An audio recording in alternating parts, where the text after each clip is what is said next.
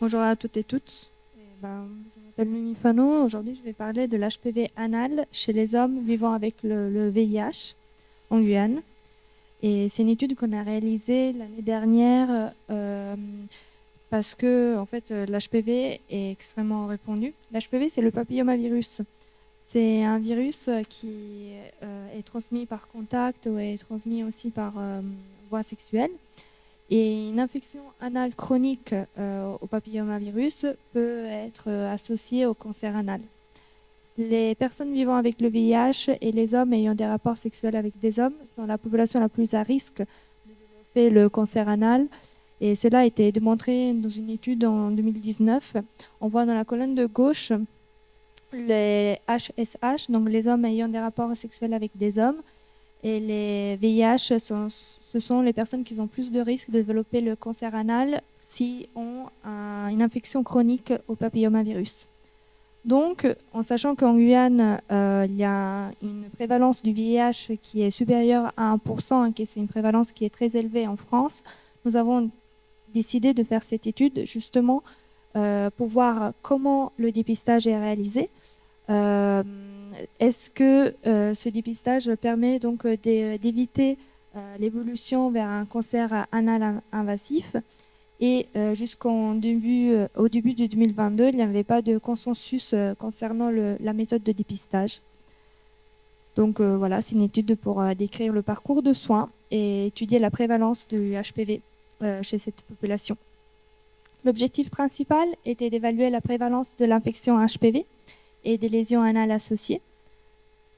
Et les objectifs secondaires, c'était de comparer les résultats du test HPV avec la cytologie, parce que pour faire un diagnostic d'HPV, on peut utiliser soit une cytologie, soit un test HPV en biologie moléculaire qui reconnaît l'ADN du papillomavirus. Et aussi de décrire le parcours de soins de cette population en Guyane française, qui est un territoire connu pour ses difficultés d'accès aux soins.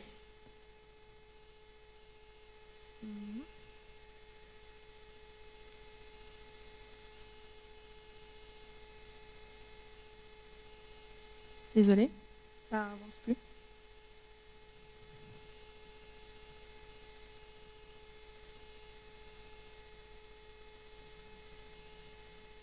ben voilà. Merci. Alors, il s'agit d'une étude observationnelle descriptive, rétrospective. Ok, désolée, j'ai un peu de mal. Monocentrique, donc c'était au centre hospitalier de Cayenne.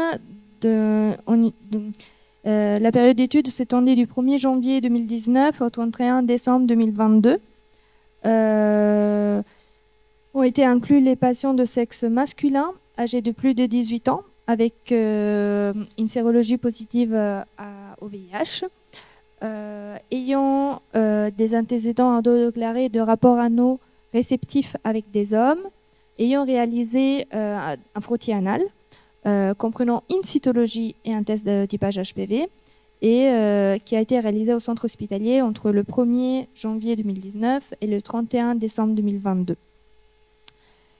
Ont été exclus les patients qui se sont opposés à l'étude. Donc, aucun patient s'est opposé à l'étude.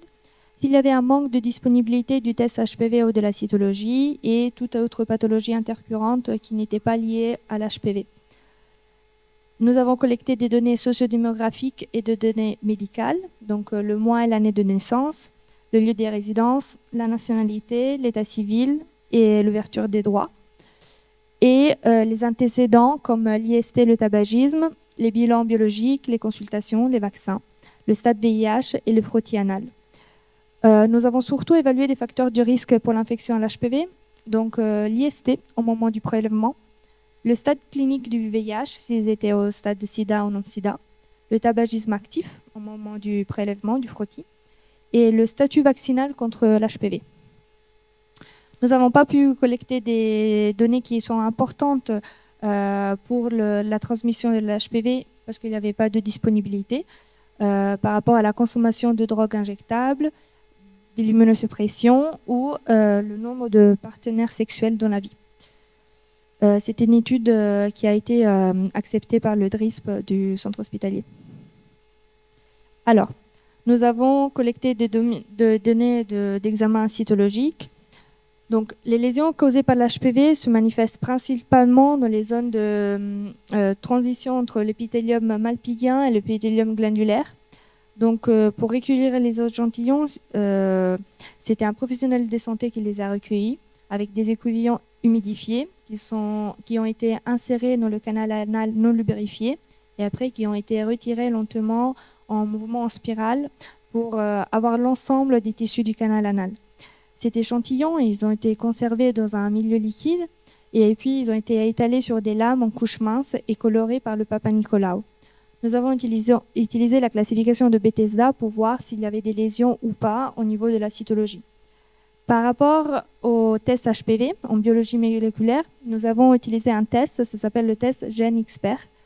C'est un test qui reconnaît que les HPV à haut risque. Donc il y a des HPV à haut risque oncogènes qui peuvent facilement plus probablement donner du cancer anneau et des HPV à bas risque, donc que moins probablement vont donner des cancers anneau. Donc ce test reconnaît que les HPV à haut risque à travers une PCR et reconnaît 14 génotypes d'HPV. Et il les divise en 5 canaux fluorescents. Donc il y a le premier canal, c'est juste pour l'HPV 16. Après il y a un deuxième, c'est pour reconnaître l'HPV 18 et 45.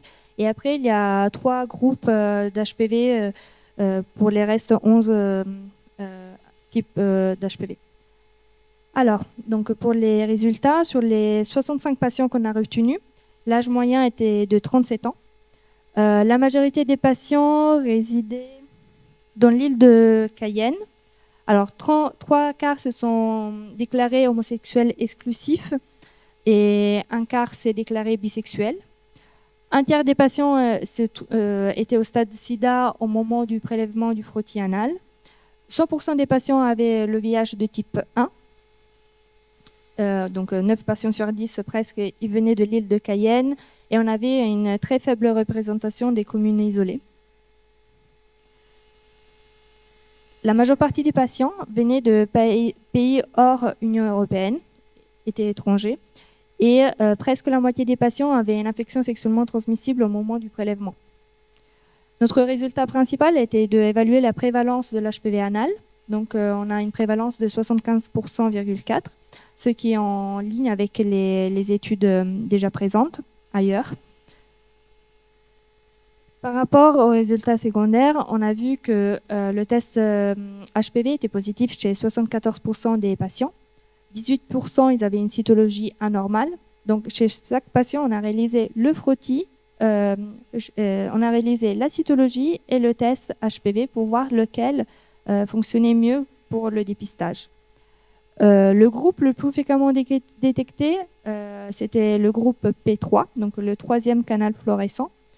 Et l'HPV 16, c'était le 2e plus fréquemment détecté.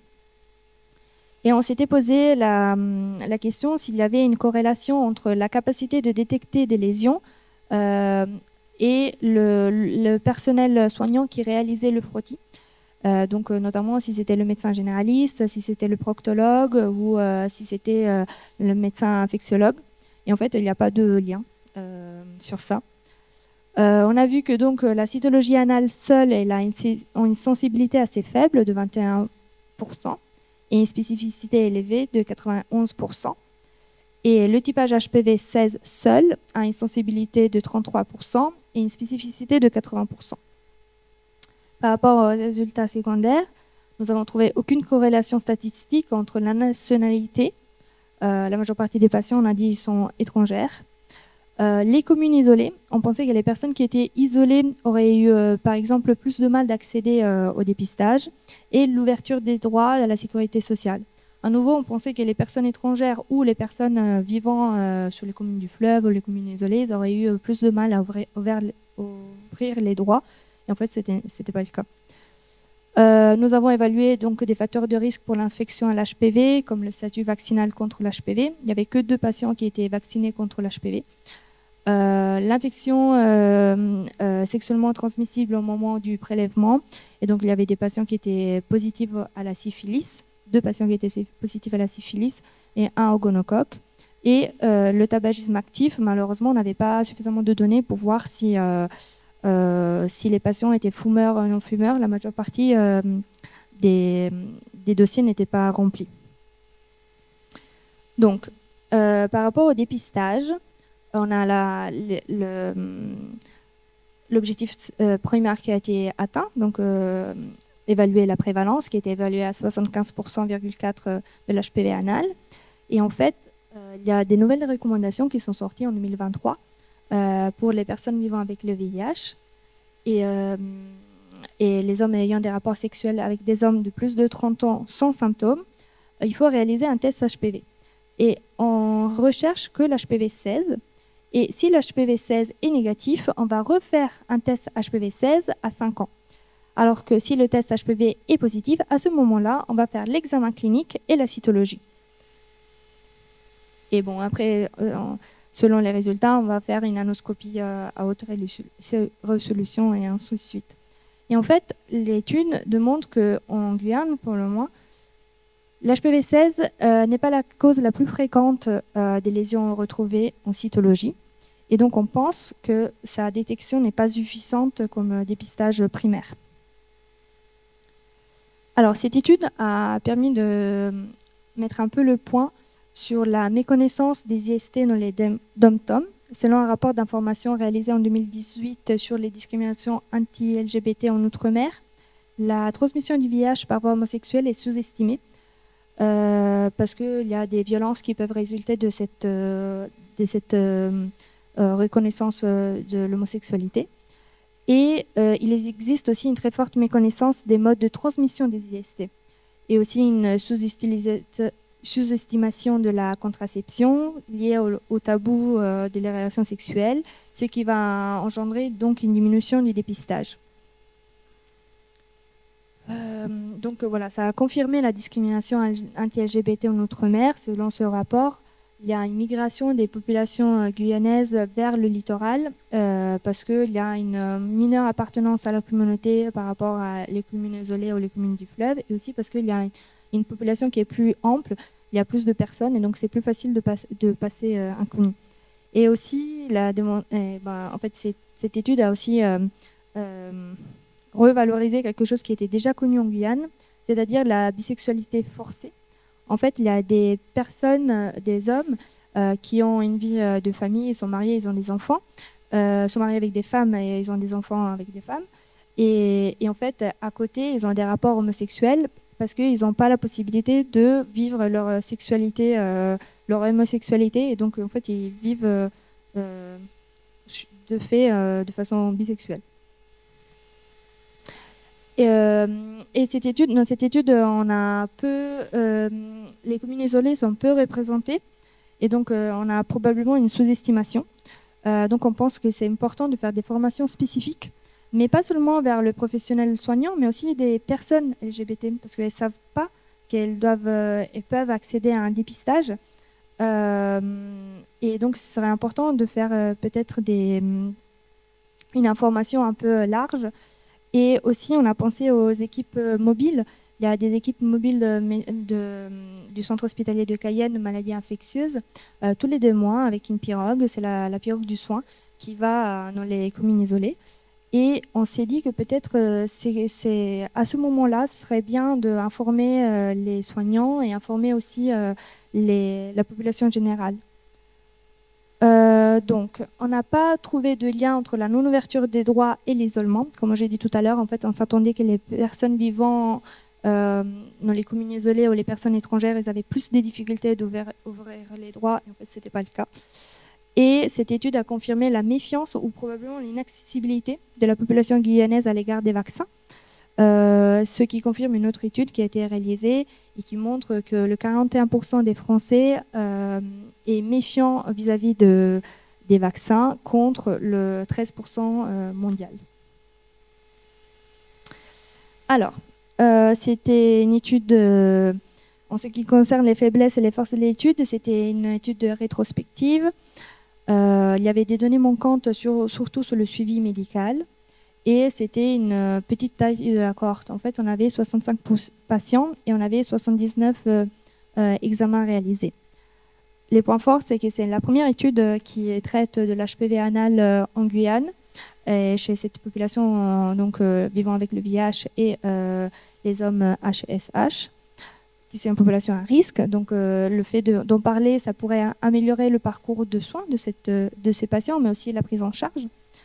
Et le fait que c'était le service ANAPAT qui réalisait les frottis, c'était un seul service ANAPAT. Donc ça veut dire que tous les frottis étaient collectés dans toute la Guyane et arrivaient au centre hospitalier de Cayenne. Et là, on réalisait le test HPV et la cytologie. Donc, pour conclure, l'homosexualité est toujours une cause de stigmatisation, comme on l'a dit dans la présentation précédente. Donc, c'est important de soutenir en public et défendre en public la liberté d'expression et d'orientation sexuelle. Notamment, j'ai mis des affiches. Apparemment, le fait de montrer des affiches comme ça pour les avocats, les médecins, les notaires, donc pour les professionnels, aide les personnes appartenant à la communauté LGBT à se dévoiler et à pouvoir donc accéder plus facilement à des dépistages, à des vaccinations, etc. Donc c'est important de sensibiliser les professionnels de santé, mais aussi le grand public, parce qu'on n'est pas censé savoir connaître l'orientation sexuelle de tout le monde, mais si la personne qui se sent concernée est au courant de ce qu'il faudrait faire, eh ben, elle peut, venir vers nous. Et donc, informer sur le dépistage du cancer anal, l'intérêt et la sécurité du vaccin, parce qu'on a dit que quand même il y a une méfiance ou des fois une accessibilité de la population au vaccin. Et ça, c'est un peu le rôle... Bon, là, je vais me lancer des fleurs parce que je suis médecin généraliste.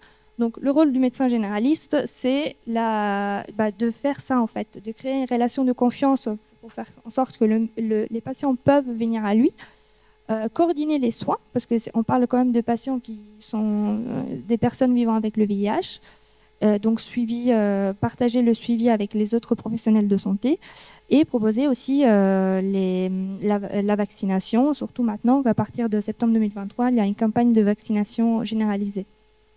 Donc, pour conclure, nous suggérons de poursuivre le dépistage du cancer anal chez les personnes vivant avec le VIH, HSH en Guyane en combinant la cytologie anale et le génotypage HPV et pas que regarder l'HPV 16. Et on propose aussi de continuer une collaboration entre l'équipe mobile de maladies infectieuses et le service d'anatomocytopathologie de façon de réaliser, idéalement, ce serait le projet, en temps réel, un test de génotypage HPV 16 et ou un examen cytologique à partir d'un frottis anal. Merci pour votre attention.